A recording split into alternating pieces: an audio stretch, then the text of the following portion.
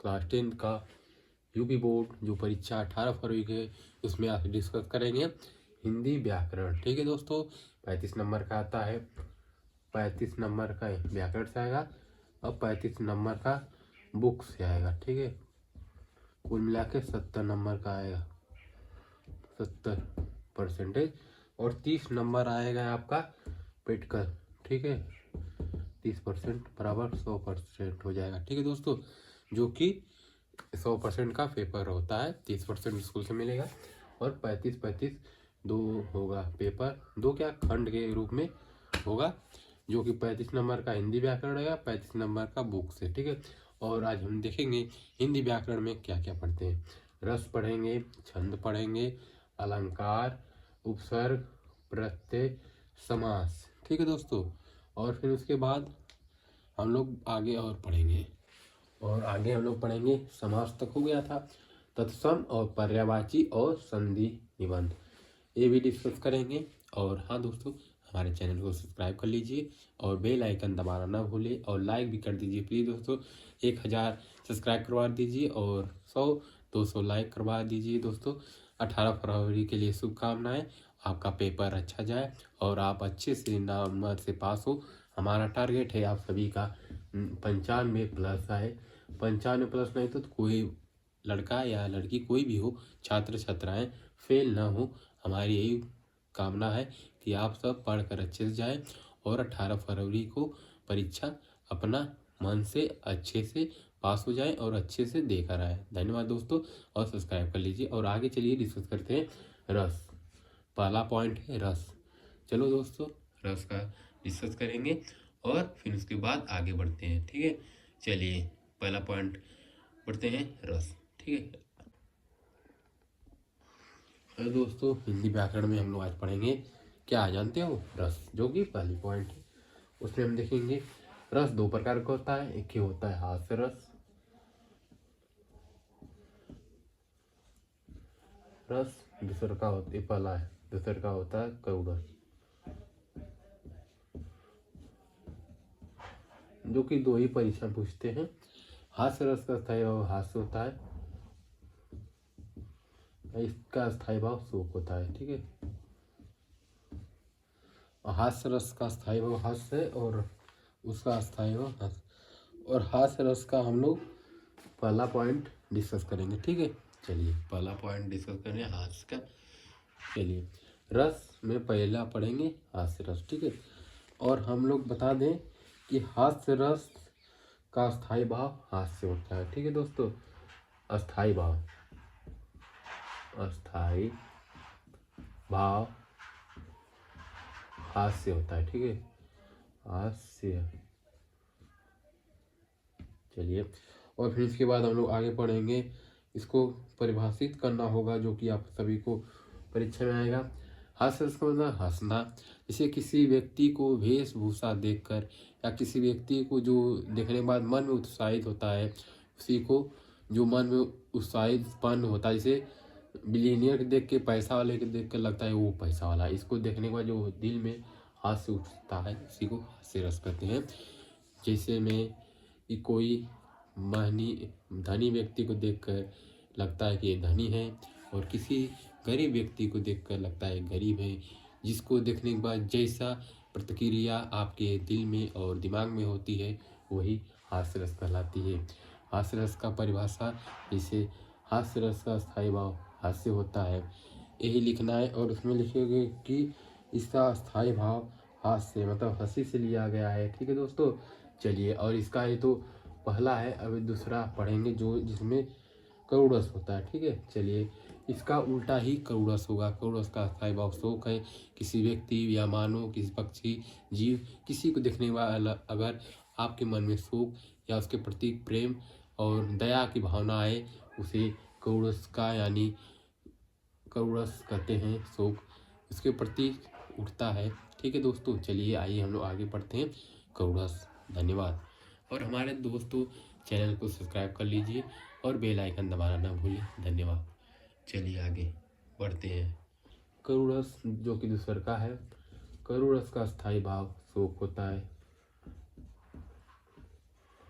ठीक है दोस्तों, किसी व्यक्ति या मानव या पक्षी किसी को देखने के बाद अगर आपके मन में दया भाव आती है, शोक यानी इस पे दया की इच्छा उत्पन्न होती है, तो उसे करुणस कहता है, जो कि शोक के रूप में हम लोग देखते हैं और उसको दया दिखाने की दृष्टि करते हैं। ठीक है दोस्तों, चलिए इसका स्थायी भाव शोक होता है, जो कि लिखना पड़ेगा और इसका परिभाषा भी आप सभी ने पढ़ चुके होंगे।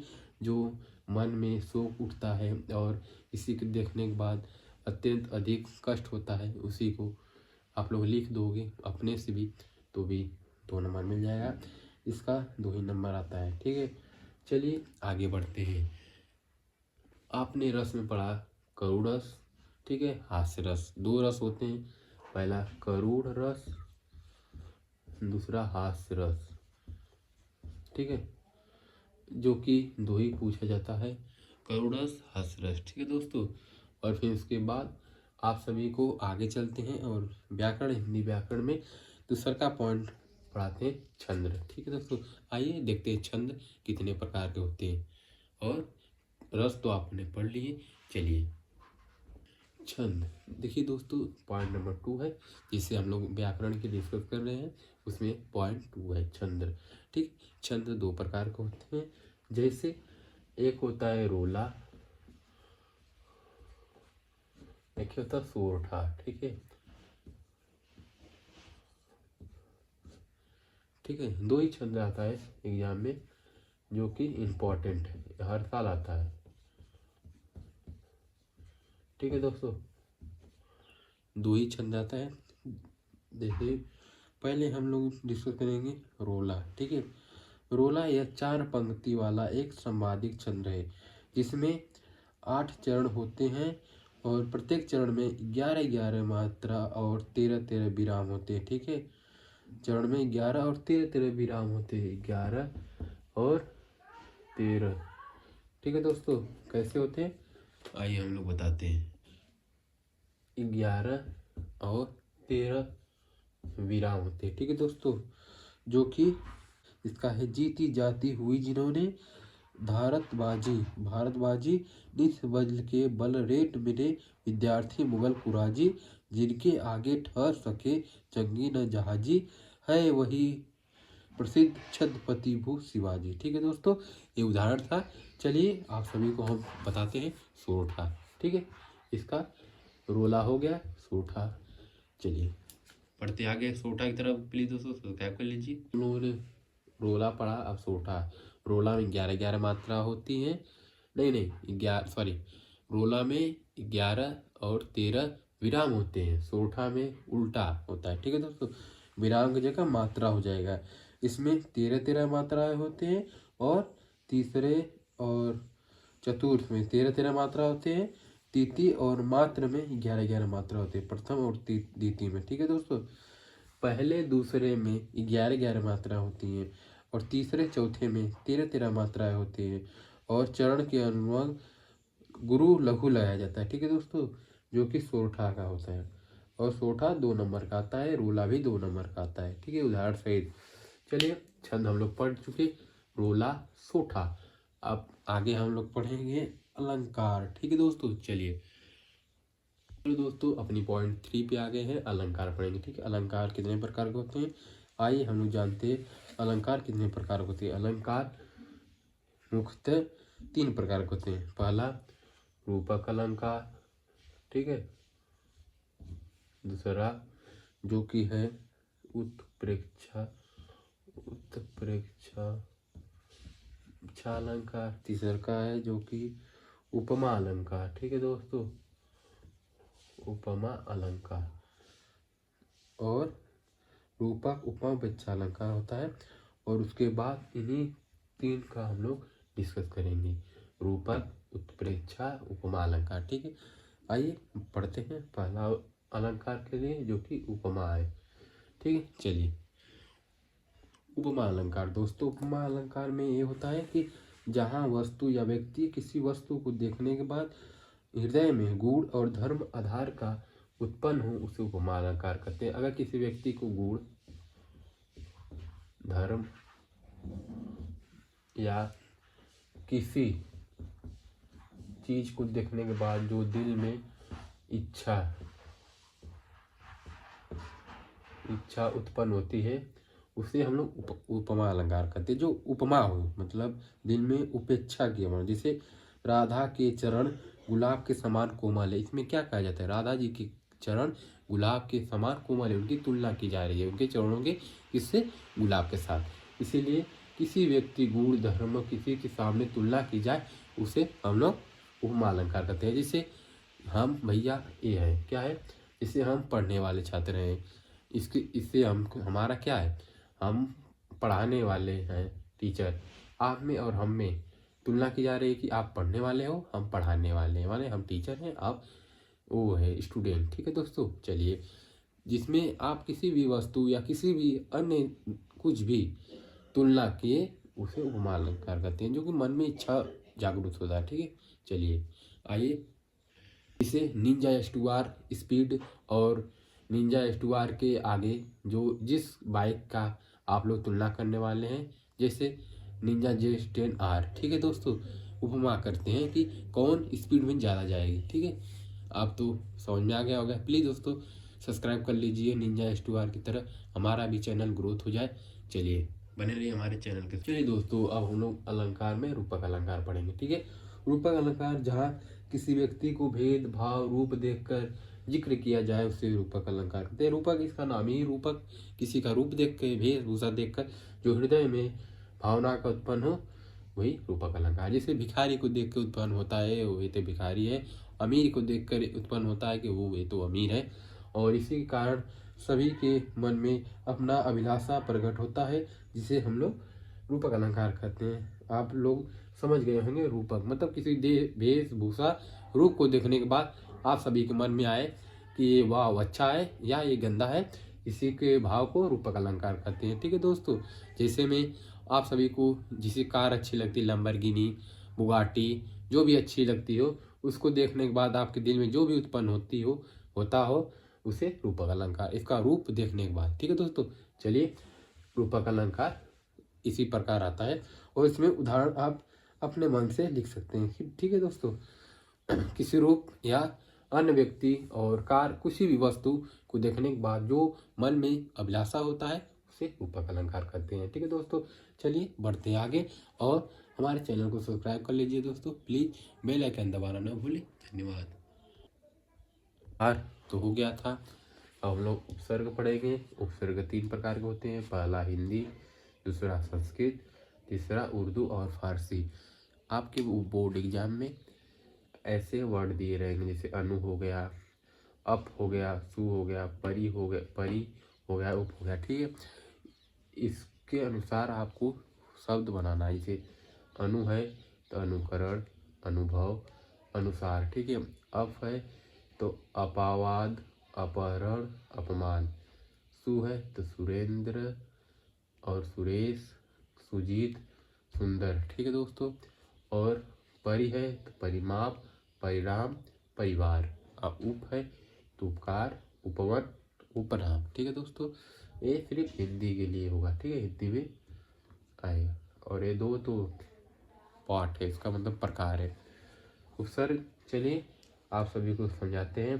प्रत्यय, ठीक है दोस्तों, इसी तरह प्रत्यय रहेगा कुछ हल्का से हटकर। ठीक है, चलिए आई होप आप लोग समझ में आया होगा। उपसर्ग 2 नंबर का आता है यूपी बोर्ड क्लास 10 में, और 12 में भी आएगा।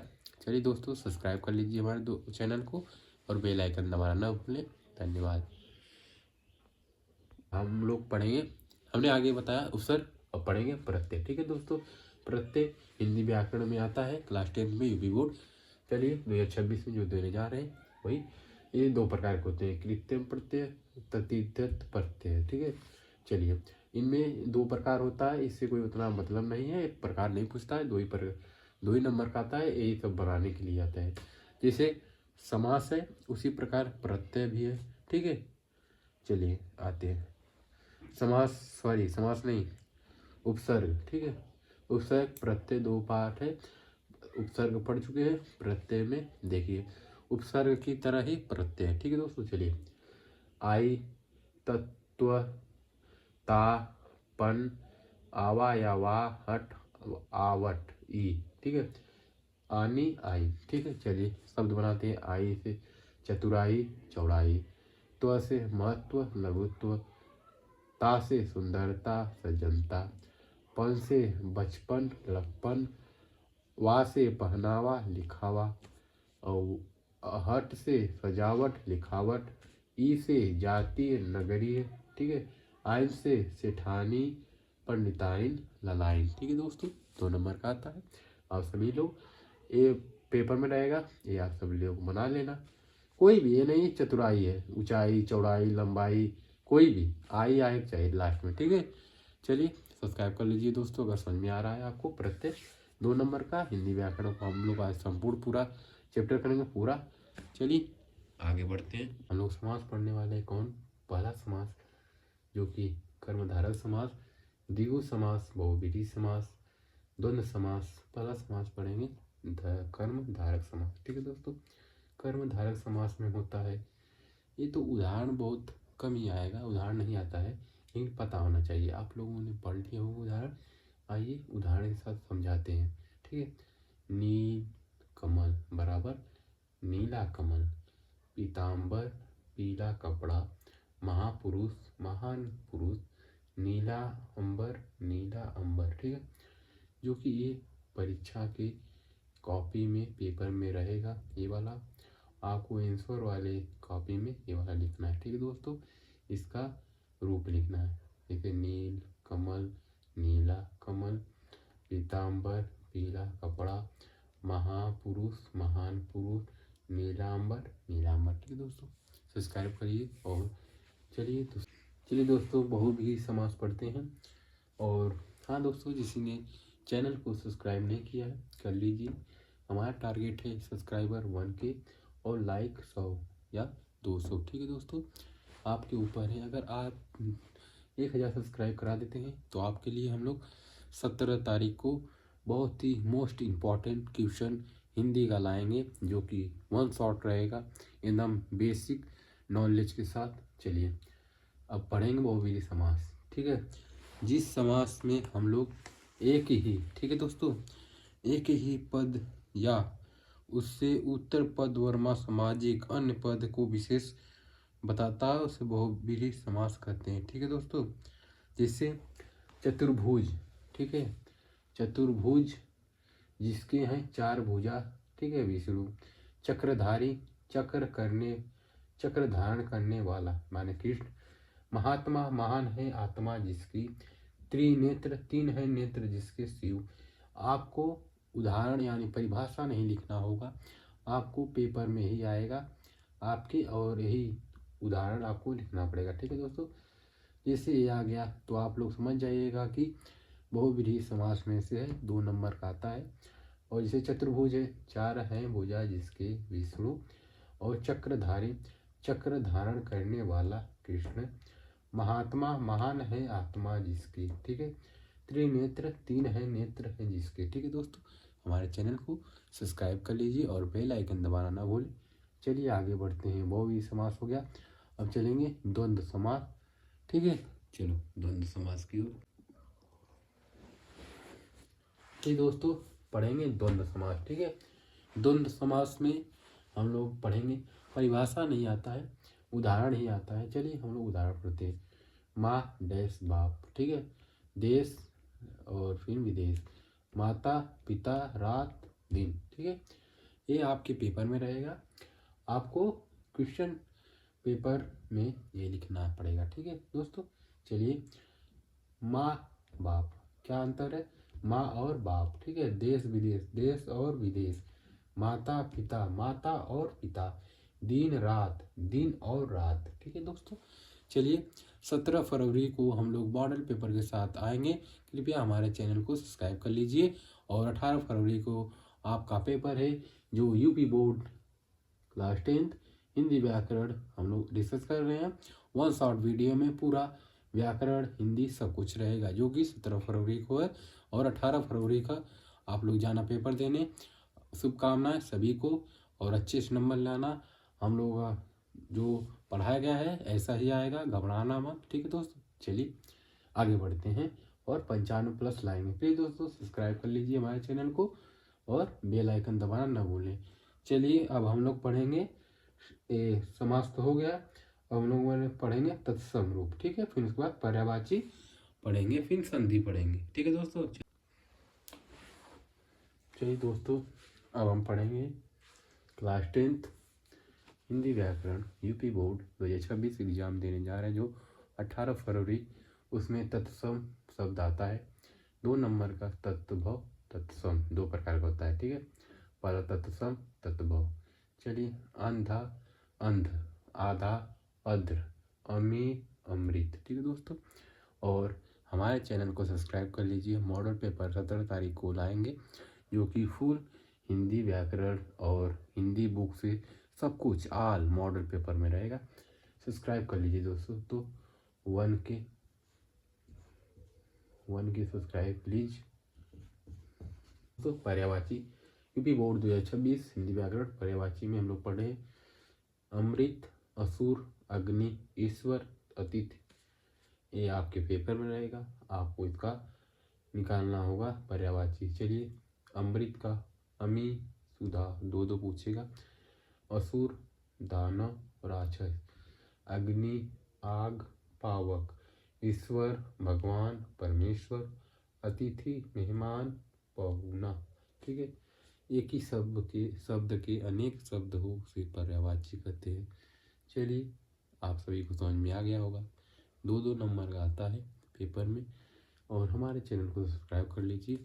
चलिए आगे बताएंगे संधि के प्रकार, और 17 तारीख को आप सभी को मॉडल पेपर में संधि के प्रकार के साथ साथ मॉडल पेपर के आल 70% के कराए जाएंगे 1 शॉट। इसीलिए आप सभी को से निवेदन है कि हमारे चैनल को सब्सक्राइब कर लीजिए और बेल आइकन दबाना ना भूलिए। धन्यवाद।